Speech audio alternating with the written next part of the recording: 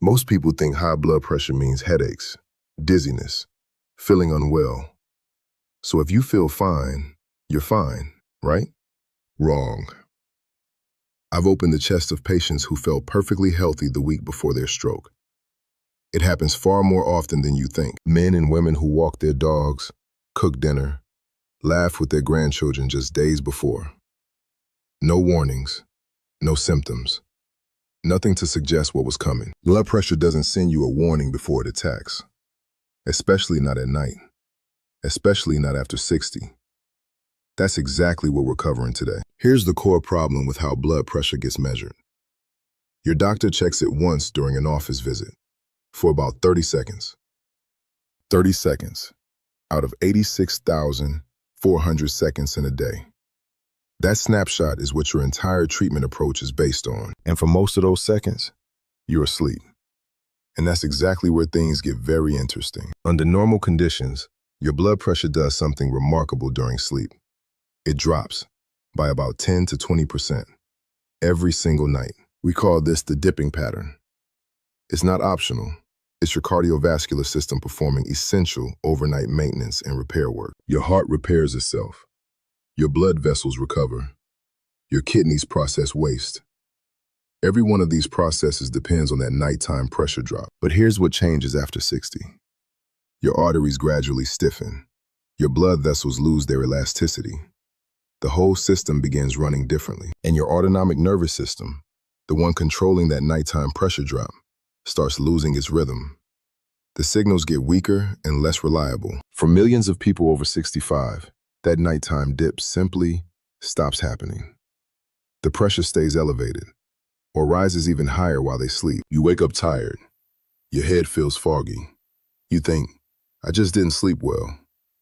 But the real explanation is something quite different, and most doctors never measure it, because they're only looking at that 30-second snapshot, not the full 8-hour picture, not even close. Let me give you a real example. A patient comes in, blood pressure 120/78, completely normal, textbook perfect. I send him home with a 24-hour monitor. He goes about his normal day and falls asleep around 11 that night. By 2 in the morning, his pressure is 164/102, while he sleeps, completely unaware. That's not a mild elevation. That's a hypertensive crisis, happening while he sleeps peacefully with absolutely no idea it's occurring. How does this happen? There are 3 main reasons, and each one is far more common after 60 than most people realize. First, his medication was taken in the morning. By midnight, its protective effect has almost completely worn off. The coverage gap is real. Second, his stress hormones, cortisol and adrenaline, aren't following their normal nighttime rhythm. Instead of dropping, they spike while he sleeps. Third, his sleep is fragmented. Every brief awakening, even when he doesn't remember, triggers a sympathetic response and a pressure surge. And this happens night after night. Not occasionally, every single night. The same surge, the same silent accumulating damage, year after year. The damage accumulates silently, in the walls of his arteries, in the tiny vessels of his kidneys, in the tissue behind his eyes, month after month, without a single symptom to send him to seek help. The body compensates quietly, until one day it can't. We have a clinical name for people whose nighttime pressure doesn't drop. We call them non-dippers. And the numbers are striking. More than 50% of adults over 65 are non-dippers. More than half. Not a rare edge case, the majority.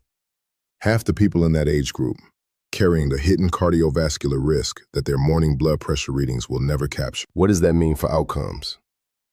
Non-dippers carry a cardiovascular mortality risk 3 times higher than dippers with identical daytime numbers. 3 times higher risk, with the same daytime reading, the same medication, the same diet, just from what happens during those 8 hours of sleep. And then there's an even more dangerous pattern: reverse dippers.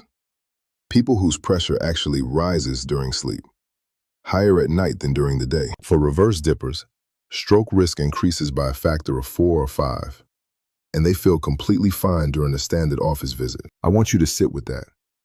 Standard office visits catch none of this. None. Zero. That is the diagnostic gap we need to close. Now, let's talk about the things already in your home that may be silently making your nighttime pressure worse. You'll be genuinely surprised. The first one is licorice root. I know, that sounds harmless. It's an herbal tea, natural, calming before bed. Many people love it, but licorice root contains a compound that blocks a specific enzyme in your kidneys. Without that enzyme, cortisol builds up in your bloodstream. Elevated cortisol at night means your pressure surges. You don't feel it happening. You just wake up exhausted with no obvious explanation. Check the label of your evening tea. Tonight, licorice root hides as sweet root, glycyrrhiza, or buried inside natural flavoring in herbal blends. The second hidden factor is alcohol, specifically evening alcohol. And what I'm about to explain surprises most moderate drinkers significantly. The initial sedative effect of alcohol does temporarily lower blood pressure. That part is real. But 3 to 4 hours later, something else begins. Right in the deepest stage of sleep, there's a rebound spike. Your sympathetic nervous system overcorrects. The pressure surges sharply upward. Your cortisol surges. Your blood pressure can reach its highest point of the entire 24-hour cycle at 3 in the morning. The third hidden factor is grapefruit juice, specifically when taken alongside amlodipine or other calcium channel blockers you may be prescribed. Grapefruit blocks the liver enzyme that breaks down these medications. The drug accumulates.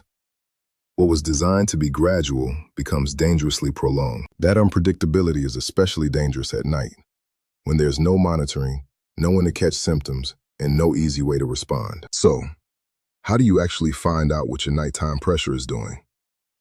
There is a test specifically designed for exactly this question. It's called ABPM, Ambulatory Blood Pressure Monitoring. You wear a small cuff for 24 hours while living completely normally. It takes readings automatically every 30 minutes, day and night. This is the gold standard for identifying non-dipping patterns, the only way to see a true nighttime blood pressure profile.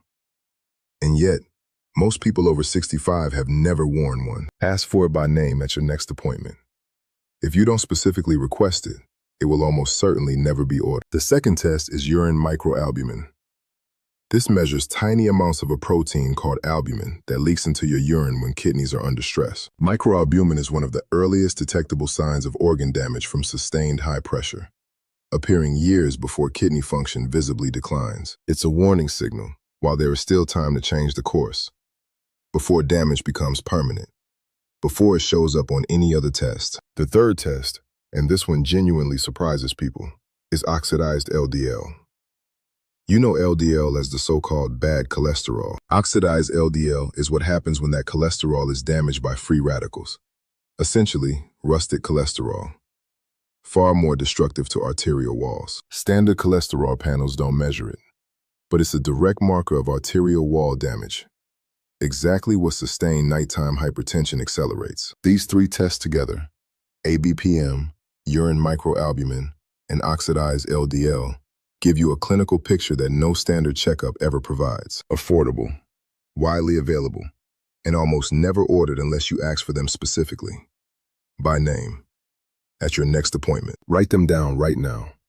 ABPM, microalbumin, oxidized LDL. That is your complete agenda for the next time you see your doctor. Now let's talk about solutions. Starting with the most overlooked one, the timing of when you take your existing blood pressure medications. Most antihypertensives are taken in the morning. That's the convention. That's the habit. But is it actually optimal for protecting you at night? The protective effect of most blood pressure medications peaks within a few hours of taking them, then gradually and steadily fades throughout the day. If you take your pill at 7 in the morning, by midnight, its protective window has significantly diminished, right when you need it most. There was a landmark study addressing this directly, the Hygia Trial. 20,000 patients, 6 years of follow-up, one of the largest ever conducted. Researchers compared patients taking their medications in the morning against those taking the same medications at bedtime. Everything else held equal. The results were remarkable. The bedtime group showed nearly 50% lower rates of heart attack, stroke, and cardiovascular death. Nearly 50% reduction, from simply changing when the medication was taken. Same drugs, same doses, different timing. Dramatically different outcomes. Not switching medications, not increasing doses, not adding new prescriptions, just taking what they already had at a different time of day. I must be clear. Do not change your medication schedule on your own. Talk to your doctor first. This step requires a direct conversation. Some medications genuinely should not be taken at bedtime, diuretics especially. Your doctor needs to review your specific case before any change is made. But the conversation is absolutely worth having. One question at your next appointment could change the entire approach. It takes 30 seconds to ask. Let me tell you about something with genuine clinical evidence behind it. Sitting quietly on the shelves of most health food stores, hibiscus tea. Specifically, the dried flowers of Hibiscus saboteurs. And before you dismiss this, let me show you what the trials actually found. Hibiscus contains compounds called anthocyanins, the same molecules responsible for the vivid, deep color in blueberries, pomegranates, and red cabbage. Anthocyanins are powerful antioxidants. They neutralize free radicals, the molecules that damage arterial walls and directly contribute to oxidized LDL. But hibiscus does something else. It inhibits ACE, the angiotensin-converting enzyme, the same enzyme that a major class of blood pressure medications targets. That's not a coincidence. That's a pharmacological mechanism found in a plant, studied in trials, replicated across multiple independent research groups. Multiple clinical trials have shown consistent blood pressure reductions in patients with mild to moderate hypertension who drink hibiscus tea daily. We're talking reductions of 8 to 14 millimeters of mercury in systolic pressure. In patients not on medications, that is clinically meaningful. Now, preparation matters. Weak hibiscus tea has minimal therapeutic effect. Most people are making it far too diluted to see any benefit. Use 10 grams of dried hibiscus flowers, not tea bags, not blends, actual dried flowers. Water at 90 degrees Celsius. That part is important. Steep for 10 to 15 minutes. Not 5, not 7, 10 to 15. The extraction time matters for the active compounds to fully release. The color when properly brewed should be deep burgundy, almost like dark red wine. If it looks pale pink, steep it much longer. 3 cups per day is the dose studied in clinical literature. But the most important cup is the one you drink in the evening, 1 to 2 hours before sleep. That's the timing window where it has the most meaningful impact on what happens to your pressure overnight. One important caution: if you're already on blood pressure medication, do not add hibiscus without telling your doctor first. The combined effect can be additive. This isn't meant to discourage you. It's a reminder that even natural compounds with real mechanisms interact with real drugs. Tell your doctor. You've just taken in a substantial amount of information. Let me distill all of it into 3 specific actions you can take tonight. Just 3. First, go to your tea cabinet right now. Read every single label. Look for licorice root, also listed as glycyrrhiza, sweet root, or natural flavoring. If you find licorice root in your evening tea, that tea moves to the morning shelf or out of the house entirely. Tonight. Second, be honest with yourself about your evening alcohol. Not harsh, just honest. Is it happening regularly? Is it close to bedtime? If so, know that rebound pressure spike is real. It's happening at 3 a.m. whether you feel it or not. Every single time. You don't have to eliminate it, but consider shifting it earlier, with dinner, not in the hour before you go to sleep. Third, take out a piece of paper and write down 3 things. ABPM, microalbumin, oxidized LDL. That is your list. That's it. Fold it. Put it next to your insurance card. That piece of paper is your entire agenda for your next doctor's appointment. 3 items. Affordable, available, and they will give you the clearest picture of what your cardiovascular system is doing while you sleep. These aren't optional extras. These are the tests that see what your morning office appointment was never designed to detect. Here's what I want you to understand at the deepest level, and why I spent this entire video on a single focused topic. Your cardiovascular system never stops working. Right now, as you watch this, your heart is beating. Your vessels are under pressure. It never rests. Not once. And after 60, the margin for sustained undetected damage is narrower than it was at 40 or 50. The body is remarkable at compensating, at absorbing damage quietly, without complaint, without symptoms, until one day a threshold is crossed. And that threshold, for many people, is crossed at night, while they sleep, while they dream, without a single visible warning sign. I've stood at bedsides after strokes, after major cardiac events. I've had those conversations with families, and I remember every single one. In a significant portion of those cases, especially in patients over 60, the warning signs were already there, in data that was never collected, in nighttime readings nobody took, in microalbumin slowly rising year after year, in arterial stiffness quietly building in the background. In many of those cases, the outcome could have been different. With one more test, with one informed question at one appointment. Preventable? In many cases, yes. Not all.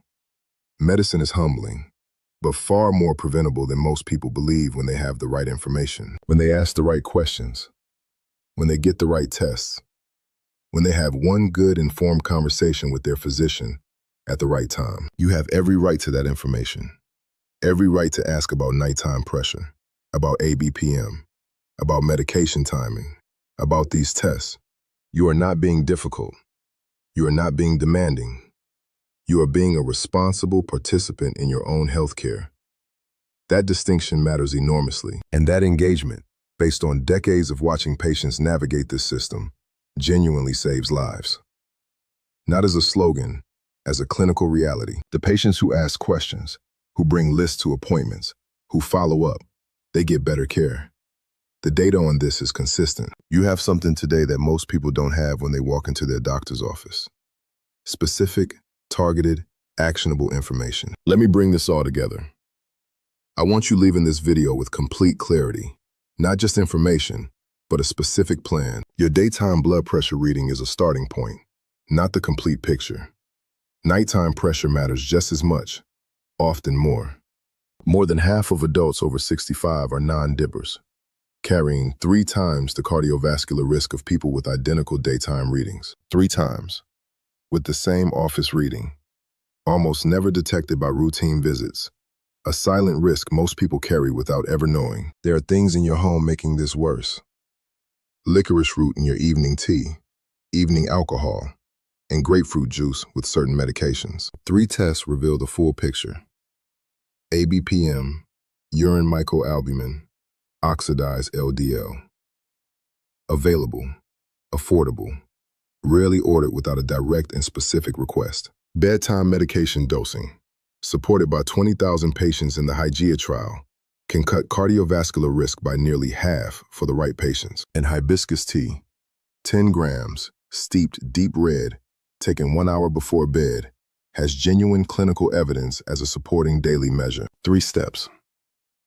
1. Check your tea cabinet tonight. 2. Write down ABPM, microalbumin, oxidized LDL. 3. Ask about evening medication dosing. Has your doctor ever discussed nighttime blood pressure with you? Have you worn a 24-hour monitor? Tell me in the comments below. I read every one, and your experience genuinely helps other people in this community understand what questions to bring to their next appointment. If this video gave you something useful, please share it with someone over 60 who you care about. A parent, a spouse, a close friend. This is exactly the kind of information that gets lost between appointments and referrals. Your share can be the bridge for someone who needs it. Subscribe if you want to go deeper on cardiovascular health after 60.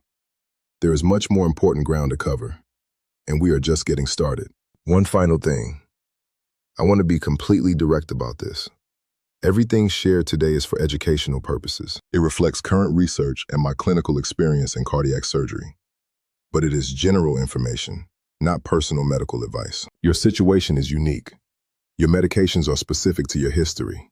Your biology is individual. Please talk to your own physician before changing anything, before adjusting your medication schedule, before starting any supplement, before making significant dietary changes. Your doctor needs to be in that conversation. That conversation is not a formality.